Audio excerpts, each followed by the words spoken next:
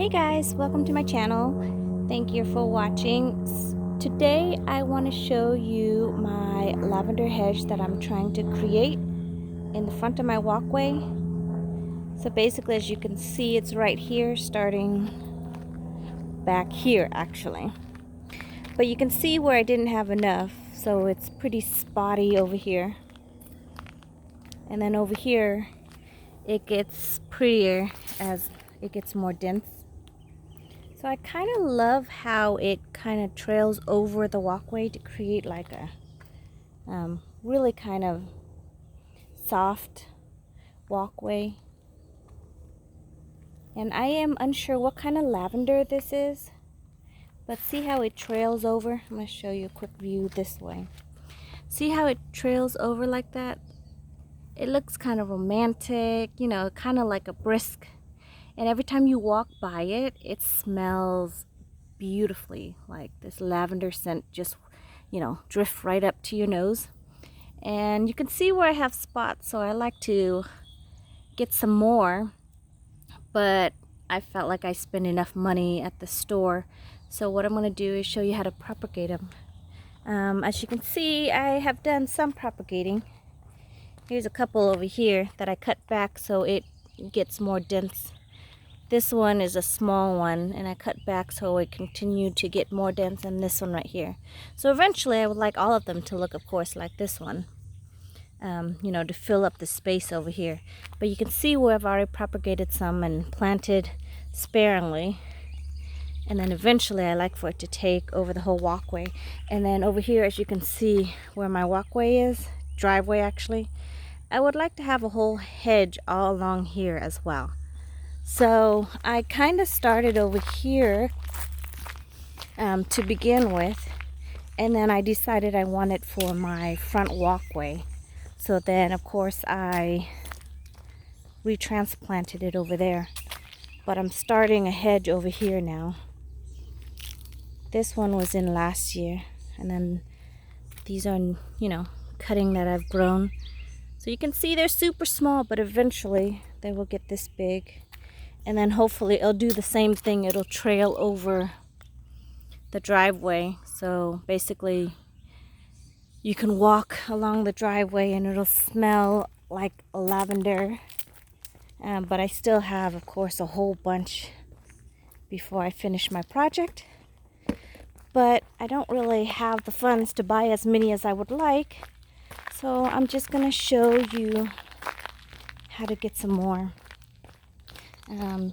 I've discovered that you can pretty much do it at any time. Just make sure you don't get a cutting that is too young, too new. So I'll kind of show you where I would cut. I'm going to use this plant right here. This one right here. So basically, I would look down here. You see, all this is new growth. But if you take a look closer, let me zoom in real quick. So all of this is new growth, but if you take a look a little bit down here, you can see right here, let's see, where's the camera view? Right here, where here's the new growth and here is not so new. I don't think it's a year yet. But in between here is where I would normally take my cutting. And then here you can see between the new growth here and where it's kind of starting to, looks like it's hard enough, so it's a little bit brown. But it's not like the woody one. See here, this one is almost too woody to use. So just this one would be like perfect. So I would come in and cut it right here.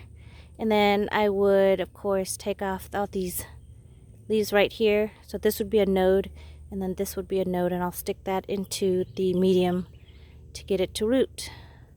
Let me put the camera down and I'll cut a couple, and then I'll show you how to do the rest. I'm gonna have to zoom out so you can actually see what I'm doing. Okay, so I'm gonna come in here. Sorry, you might see my head. So I'm gonna cut here. And And I do the back of it, so I still have the front. But the back, you know, nobody's really gonna notice. See right here? See how it has, like, you know, the older part, and then here's the newer part. So I will strip this.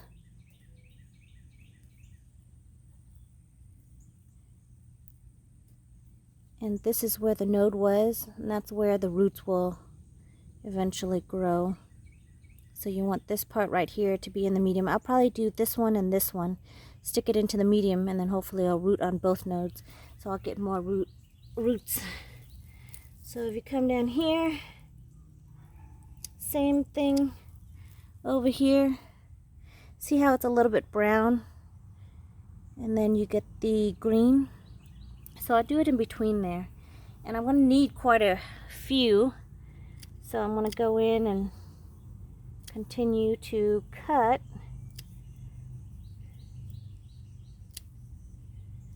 until I feel like I have enough, which I did because I started this project and then I thought I would show you how to do it while I am doing it.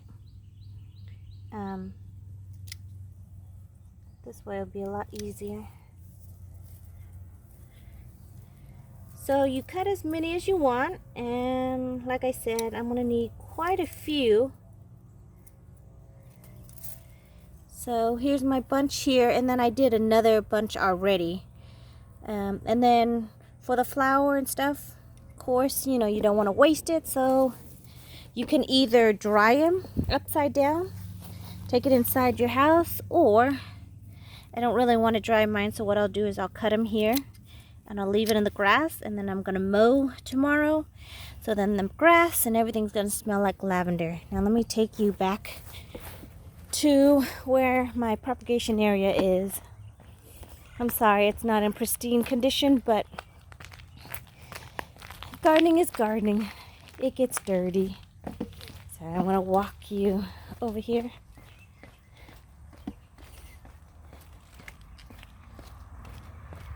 This is my propagation area, is the backyard,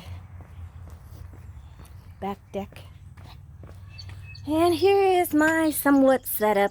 It's not great, but it does the trick. So basically, I'm gonna have to zoom back out again, sorry. So this is the medium I'm gonna use. This is just a plastic container that I got at Costco when I bought the tomatoes. And then once I used the tomato, I decided to use the box. It has drainage hole in the bottom already, so I didn't have to put anything in. And then this is peat moss and perlite mixture. I did 50-50. Sometimes you can feel how heavy it is. With the peat moss, you have to kind of soak it so that it actually soaks up the water. It's not just like soil. So I'm going to take this and I'm going to put it in here. This is rainwater. It's a little bit dirty because I've been using it, but I'm going to just stick it in here. Let it kind of soak it up a little bit. This is the other batch that I previously cut.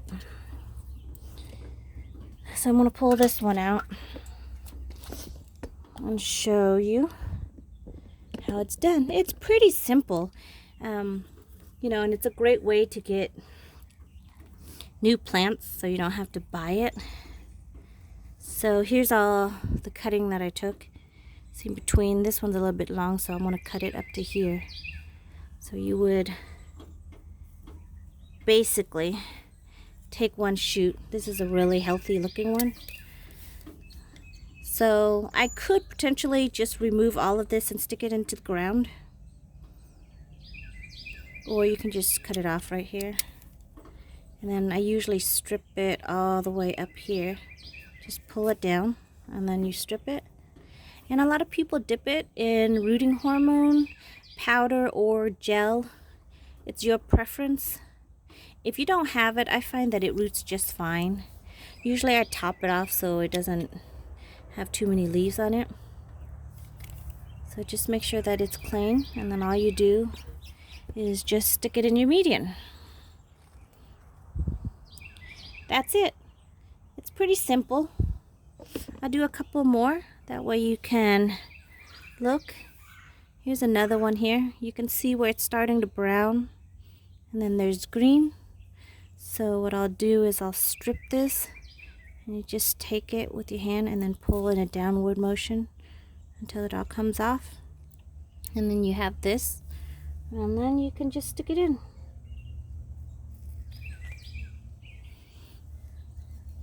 Another one, this one is all green. You have see it has a slight brown to it. So I'll probably just strip it here. I might actually, it's a little bit long, so I'm gonna cut it off right here. So I end up with this. And then you stick it in. And another one. Here's this one where it's brown right here. And of course, remember the node is where the leaf, and since it shoots. So with this one, I'm probably gonna remove all this. Pull it down. The best thing about this is your hand smells like lavender. Probably just gonna cut this off too because it seems a smidge and long. And that's all it needs, just 1 or 2 leaves. Do its thing. Here's this one, a little bit of brownness to it. So I'll probably strip it here and then cut it here. So I have this, stick it in there. And do one more. Here's this one. I'm going to strip it here. And then since it's got 2 shoots right here already growing, I'm probably going to just snip them. And then plant this one. So usually I leave it there for a couple months. So I'm going to fill up this whole tray because as you can see, the driveway and walkway still needs more. But I find that there are different varieties of lavender, but I love the way this one is. You know how it trails over. Let me show you another kind of lavender that I have. And it's really pretty. But the thing is, it's not the trailing kind. So this one is probably more of like you would cut a bundle for drying. So this one I would think that would be the best for drying. Do you see it right here? I'm sorry, I don't know the variety. I'm kind of new at this, but I just want to show you guys what works for me. This is a different kind of lavender, and it's beautiful. You can see all the flower and the growth. They start out in this tiny little pod right here. You see it? And then they keep on growing. Here's another one here. This one. And then it keeps maturing until it gets to be like this. And it is a great attractor for pollinators. Look, I got ants on me now. Sorry, I gotta shake it off. So I've discovered that I'm kind of allergic to ants, which is a bad thing for gardening. But whenever they get on me and they bite me, I swell up almost like a balloon. It's not extreme to where I need to carry an EpiPen with me, but honestly it looks like a soccer ball welt when I get a couple bites within the same area. But they just swell. It's not like it affects me in any way other than the swelling, and then it itches really bad, of course, and then it takes like 2 weeks before it subsides or goes away. So definitely don't want them biting me in the face, but usually they get me around my ankle and my legs if I'm not covered up. So this is the second one that you can grow. And you can see it's really compact, but it doesn't really have the flowy effect, you know, like the trellis over the walkway that I would like.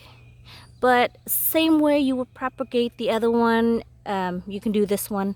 I've done a couple of them, but I realized that I don't really like it as much as an accent to the border of my driveway and walkway. So this one stays in my garden.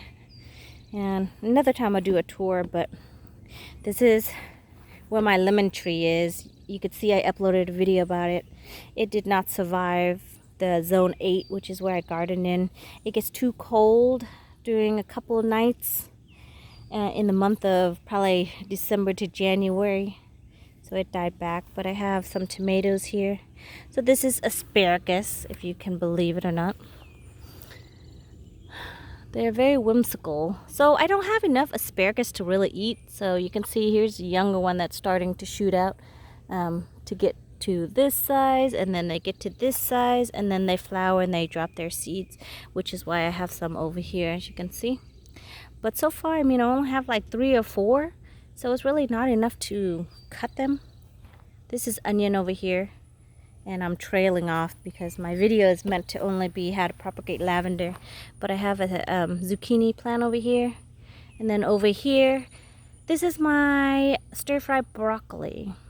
It was doing fine, and then all of a sudden, as you can see, the leaves, ooh, those worms and whatever it is that's attacking the leaf definitely loves this plant as much as I do.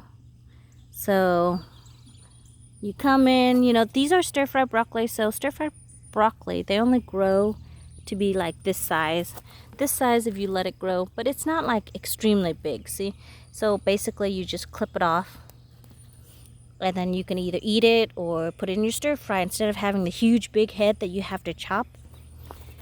And then I have mammoth jalapenos for jalapeno stuffed